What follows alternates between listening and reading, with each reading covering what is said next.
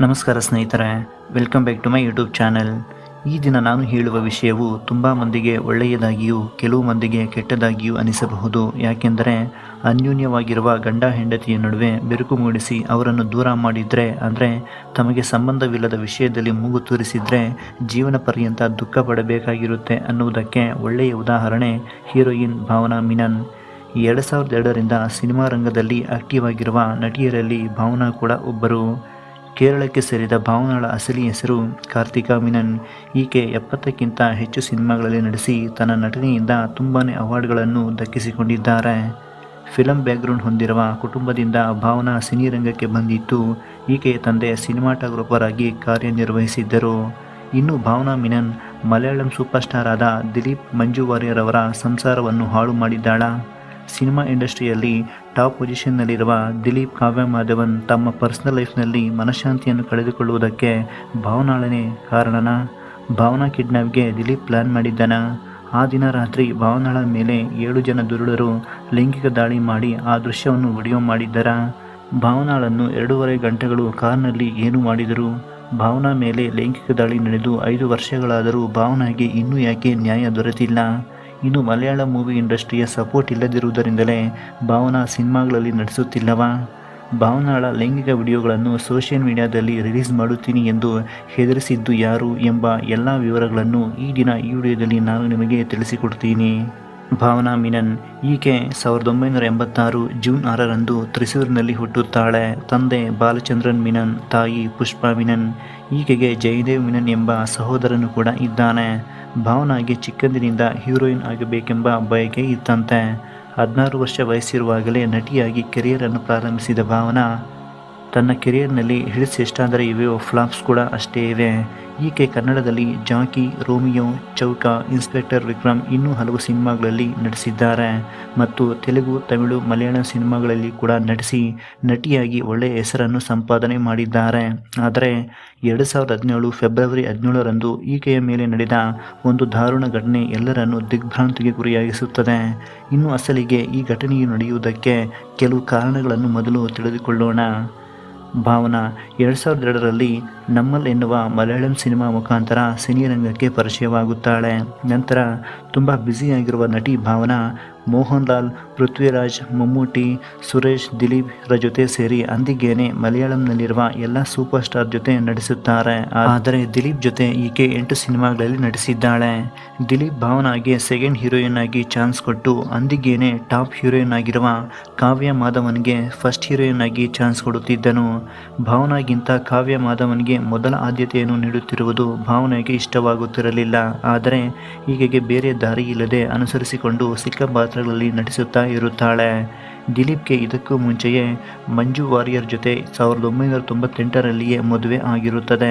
ಆಕೆ ಭಾವನಾಳ ಜೊತೆ ಒಳ್ಳೆಯ ಸ್ನೇಹವನ್ನು ಕೂಡ ಹೊಂದಿದ್ದಳು. ಆದರೆ ಆ ಫ್ರೆಂಡ್ಶಿಪ್ಪನ್ನು ಮಿಸ್ಯೂಸ್ ಮಾಡಿಕೊಂಡ ನಟಿ ಭಾವನಾ ಚೆನ್ನಾಗಿರುವ ದಿಲೀಪ್ ಮತ್ತು ಮಂಜು ವಾರಿಯರ್ ಸಂಸಾರದಲ್ಲಿ ಕೆಂಡ ಸರಿಯುವ ಕೆಲಸವನ್ನು ಮಾಡುತ್ತಾಳೆ. ಅದು ಏನು ಅಂದರೆ, ದಿಲೀಪ್ ಮತ್ತು ತನ್ನ ಸಿನಿಮಾದಲ್ಲಿ ಹೀರೋಯಿನ್ ಆಗಿ ನಟಿಸುವ ಕಾವ್ಯ ಮಾಧವನ್ ಕ್ಲೋಸ್ ಆಗಿರುವ ಪ್ರೈವೇಟ್ ಪಿಕ್ಸ್ ಅನ್ನು ಭಾವನಾ ಕಲೆಕ್ಟ್ ಮಾಡಿಟ್ಟು ಅದನ್ನು ದಿಲೀಪ್ ಹೆಂಡತಿ ಮಂಜು ವಾರಿಯರ್ಗೆ ತೋರಿಸಿದ್ದರಿಂದ 1998ರಿಂದ 2008ರವರೆಗೂ ದಿಲೀಪ್ನನ್ನು ಕಣ್ಣು ಮುಚ್ಚಿಕೊಂಡು ನಂಬಿದ್ದ ಮಂಜು ವಾರಿಯರ್ಗೆ ಹಾರ್ಟ್ ಬ್ರೇಕ್ ಆಯಿತೆಂದೇ ಹೇಳಬಹುದು.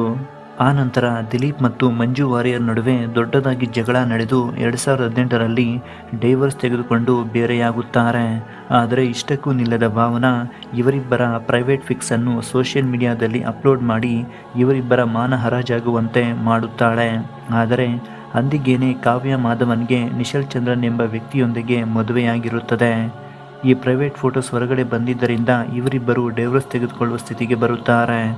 ಆ ನಂತರ ದಿಲೀಪ್ ಮತ್ತು ಕಾವ್ಯ ಮಾಧವನ್ ಬಗ್ಗೆ ತುಂಬ ಅಸಹ್ಯವಾಗಿ ಮೀಡಿಯಾದಲ್ಲಿ ಬರೆದಿದ್ದರಿಂದ ಬೇರೆ ದಾರಿ ಇಲ್ಲದೆ 2016ರಲ್ಲಿ ಇವರಿಬ್ಬರು ಮದುವೆ ಮಾಡಿಕೊಳ್ಳಬೇಕಾಗಿ ಬರುತ್ತದೆ.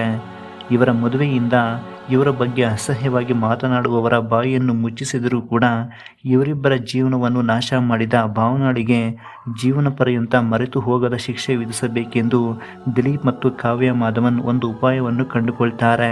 ಅದೇನೇ ಭಾವನಾಳ ಕಿಡ್ನಾಪ್. ಆ ದಿನ ಅಂದರೆ ಫೆಬ್ರವರಿ 17, 2017ರಲ್ಲಿ ಭಾವನಾ ಶೂಟಿಂಗ್ ಕಂಪ್ಲೀಟ್ ಮಾಡಿಕೊಂಡು ಕಾರ್ನಲ್ಲಿ ಮನೆಗೆ ಹಿಂತಿರುತ್ತಿರುವಾಗ ಒಂದು ಘಟನೆ ನಡೆಯುತ್ತದೆ. ಆ ಇನ್ಸಿಡೆಂಟನ್ನು ಒಂದು ಪ್ಲ್ಯಾನ್ ಆಗಿ ಮಾಡಿ ದಿಲೀಪ್ ಸುನಿ ಎನ್ನುವ ರೌಡಿ ಶೀಟರನ್ನು ಮೀಟ್ ಮಾಡುತ್ತಾರೆ. ಹಾಗೆಯೇ ಭಾವನಾಳ ಕಾರ್ ಡ್ರೈವರನ್ನು ಕೂಡ ಸೆಟ್ ಮಾಡಿಕೊಳ್ಳುತ್ತಾರೆ.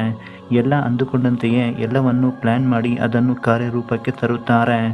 ಭಾವನಾ ಆ ದಿನ ತ್ರಿಸೂರಿನಿಂದ ಕೊಚ್ಚಿಗೆ ಬರುವ ಮಧ್ಯದಾರಿಯಲ್ಲಿ 7 ಜನ ದುರುಡರು ಭಾವನಾಳ ಕಾರನ್ನು ಫಾಲೋ ಮಾಡಿಕೊಂಡು ಬಂದು ಮಧ್ಯದಾರಿಯಲ್ಲಿ ಕಾರನ್ನು ನಿಲ್ಲಿಸಿ ಡ್ರೈವರ್ನನ್ನು ಹೊರಗಡೆ ತಳ್ಳಿ ಹಾಕಿ 7 ಜನ ದುರುಡರು ಕಾರ್ನೊಳಗೆ ಹತ್ತಿ ಒಬ್ಬಂಟಿಯಾಗಿದ್ದ ಭಾವನಾಳ ಮೇಲೆ ಒಬ್ಬರ ನಂತರ ಒಬ್ಬರು ಲೈಂಗಿಕವಾಗಿ ದಾಳಿ ಮಾಡುತ್ತಾರೆ. ಎಷ್ಟರ ಮಟ್ಟಿಗೆ ಅಂದರೆ 2 ರಿಂದ 2.5 ಗಂಟೆಗಳ ಕಾಲ ಭಾವನಾ ಮೇಲೆ ಲೈಂಗಿಕ ದೌರ್ಜನ್ಯವನ್ನು ಎಸಗಿ ಆಕೆಗೆ ಚಿತ್ರಹಿಂಸೆಯನ್ನು ಕೊಡುತ್ತಾರೆ. ಅಲ್ಲಿ ಕಾರ್ನಲ್ಲಿ ನಡೆಯುವ ಎಲ್ಲ ದೃಶ್ಯಗಳೆಲ್ಲವನ್ನು ಅವರವರ ಕ್ಯಾಮರಾಗಳಲ್ಲಿ ರೆಕಾರ್ಡ್ ಮಾಡುತ್ತಾ ಆಕೆಯ ಮೇಲೆ 7 ಮಂದಿ ದುರುಡರು ಲೈಂಗಿಕ ದಾಳಿಯನ್ನು ಮಾಡುತ್ತಾರೆ. ಆ 2.5 ಗಂಟೆಗಳು ಕಾರನ್ನು ಒಂದು ಕಡೆಯೂ ನಿಲ್ಲಿಸದೆ ನಗರದ ಹೊರವಲಯದಲ್ಲೆಲ್ಲ ಸುತ್ತಿಸಿ ಭಾವನಾಳಿಗೆ ಚಿತ್ರಹಿಂಸೆಯನ್ನು ಕೊಡುತ್ತಾ ನರಕವನ್ನು ತೋರಿಸಿದ್ದಾರೆ ಎಂದೇ ಹೇಳಬಹುದು. ಆ ನಂತರ ಭಾವನಾಳನ್ನು ಮೈಮೇಲೆ ಅರೆಬಟ್ಟೆಯಲ್ಲಿ ಕಾಡು ಮಾರ್ಗದಲ್ಲಿ ಬಿಟ್ಟು ದುರುಳಲು ಕಾರ್ನಲ್ಲಿ ಎಸ್ಕೇಪ್ ಆಗುತ್ತಾರೆ. ನಂತರ ಭಾವನಾ ಅಲ್ಲಿಗೆ ಬಂದ ಒಂದು ವೆಹಿಕಲ್ ಸಹಾಯದಿಂದ ನಗರದೊಳಗೆ ಬಂದು ತನ್ನ ಸ್ನೇಹಿತನಾದ ಪಾಲ್ ಸಹಾಯದಿಂದ ಪೊಲೀಸ್ ಸ್ಟೇಷನ್ಗೆ ಹೋಗಿ ಕಂಪ್ಲೇಂಟ್ ಕೊಡಲಾಗುತ್ತದೆ. ಸಾಧಾರಣವಾಗಿ ಒಬ್ಬರ ಮೇಲೆ ಲೈಂಗಿಕ ದಾಳಿ ನಡೆದಾಗ ಅವರ ಹೆಸರನ್ನು ಪ್ರಸ್ತಾಪ ಮಾಡುವುದಿಲ್ಲ. ಆದರೆ ಪೊಲೀಸರ ಮುಖಾಂತರ ಈ ವಿಷಯವು ಮೀಡಿಯಾಗೆ ಸೋರಿಕೆಯಾಗಿದ್ದರಿಂದ 2.5 ಗಂಟೆಗಳ ಹೊತ್ತು ಕಾರ್ನೊಳಗೆ ಲೈಂಗಿಕ ದಾಳಿಗೆ ಗುರಿಯಾದ ನಟಿ ಭಾವನಾ ಎಂದು ತನ್ನ ಹೆಸರನ್ನು ಮೀಡಿಯಾದಲ್ಲಿ ಹೆಡ್ಲೈನ್ಸ್ನಲ್ಲಿ ಹಾಕುತ್ತಾರೆ.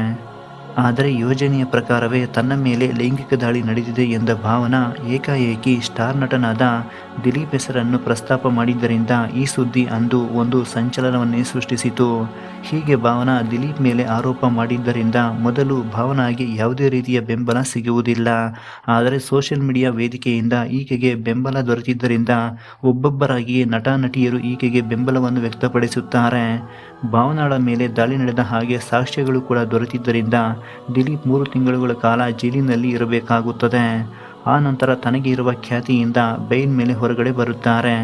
ಈಗ ಅವರು ಎಂದಿನಂತೆ ಸಿನಿಮಾಗಳಲ್ಲಿ ನಟಿಸುತ್ತಾ ತನ್ನ ಫ್ಯಾಮಿಲಿ ಜೊತೆ ಆನಂದವಾಗಿ ಇದ್ದಾರೆ. ಆದರೆ ಇನ್ನು ಈ ಘಟನೆ ನಡೆದ 5 ವರ್ಷಗಳಿಗೆ ಭಾವನಾ ಮೀಡಿಯಾ ಮುಂದೆ ಬಂದು ತನ್ನ ಮೇಲೆ ನಡೆದ ಲೈಂಗಿಕ ದಾಳಿಯ ಬಗ್ಗೆ ತಿಳಿಸುತ್ತಾ ತನ್ನ ನರಕ ಯಾತನೆಯನ್ನು ಹೊರಗಡೆ ಹೇಳಿಕೊಳ್ಳುತ್ತಾಳೆ. ನಾನು ಒಬ್ಬ ನಟಿಯಾದರೂ ಕೂಡ ನಾನು ಕೂಡ ಒಬ್ಬ ಮಹಿಳೆಯೇ ಎಂದು, ನನಗೂ ಒಂದು ಕುಟುಂಬವಿದೆ ಎಂದು. ಅಂದರೆ ಭಾವನಾ 2018ರಲ್ಲಿ ನವೀನ್ ಎಂಬ ಕನ್ನಡದ ಪ್ರೊಡ್ಯೂಸರನ್ನು ಮದುವೆ ಮಾಡಿಕೊಂಡು ಬೆಂಗಳೂರಿನಲ್ಲಿ ಸೆಟಲ್ ಆಗಿದ್ದಾರೆ. ಭಾವನಾ ತನ್ನ ಮೇಲೆ ಪ್ರತ್ಯಕ್ಷವಾಗಿ ಲೈಂಗಿಕ ದಾಳಿ ಮಾಡಿದವರು ಜೈಲಿನಲ್ಲಿ ಇದ್ದರೂ ಕೂಡ ಪರೋಕ್ಷವಾಗಿರುವ ದಿಲೀಪ್ ಮಾತ್ರ ಹಾಯಾಗಿ ಜೀವನವನ್ನು ಸಾಗಿಸುತ್ತಿದ್ದಾನೆ. ಒಂದು ವೇಳೆ ಮತ್ತೆ ನಾನು ದಿಲೀಪ್ ಮೇಲೆ ಆರೋಪ ಮಾಡಿದರೆ ನನ್ನ ಮೇಲೆ ನಡೆದ ಲೈಂಗಿಕ ದಾಳಿಗೆ ಸಂಬಂಧಿಸಿದ ಫೋಟೋಸ್ ವಿಡಿಯೋಸ್ ಅವರು ಯಾವ ಕ್ಷಣದಲ್ಲಾದರೂ ಹೊರಬಿಡುತ್ತಾರೆ ಎಂದು ಕುಗ್ಗಿ ಹೋದ ಭಾವನಾ ತನ್ನ ದುಃಖವನ್ನು ನರಕ ಯಾತನೆಯನ್ನು ಮೀಡಿಯಾ ಮುಂದೆ ಹೇಳಿಕೊಳ್ಳುತ್ತಾಳೆ. ಸ್ನೇಹಿತರೆ, ನಮ್ಮ ಕೆಲಸ ನಾವು ನೋಡಿಕೊಳ್ಳಬೇಕೇ ಹೊರತು ಅಕ್ಕಪಕ್ಕದವರ ವಿಷಯಗಳ ಬಗ್ಗೆ ಮೂಗು ತೂರಿಸಬಾರದು. ಹಾಗೆ ಮಾಡಿದರೆ ತುಂಬ ಘೋರಗಳು ನಡೆಯುತ್ತವೆ. ಇದಕ್ಕೆ ಭಾವನಾಳ ಜೀವನವೇ ಒಂದು ಉದಾಹರಣೆ ಎಂದೇ ಹೇಳಬಹುದು. ಈ ವಿಷಯದ ಕುರಿತು ನಿಮ್ಮ ಅಭಿಪ್ರಾಯಗಳನ್ನು ತಪ್ಪದೇ ಕಮೆಂಟ್ ಮಾಡಿ ತಿಳಿಸಿ. ಈ ವಿಡಿಯೋ ಇಷ್ಟವಾಗಿದ್ದಲ್ಲಿ ಒಂದು ಲೈಕ್ ಕೊಡಿ. ಇಂತಹ ಇನ್ನಷ್ಟು ಆಸಕ್ತಿಕರ ವಿಡಿಯೋಗಳಿಗಾಗಿ ಚಾನಲ್ನ ಸಬ್ಸ್ಕ್ರೈಬ್ ಮಾಡಿಕೊಂಡು ಪಕ್ಕದಲ್ಲೇ ಕಾಣಿಸುವ ಬೆಲ್ ಐಕಾನ್ನ ಒತ್ತಿ. ವಿಡಿಯೋ ನೋಡಿದ್ದಕ್ಕೆ ಧನ್ಯವಾದಗಳು.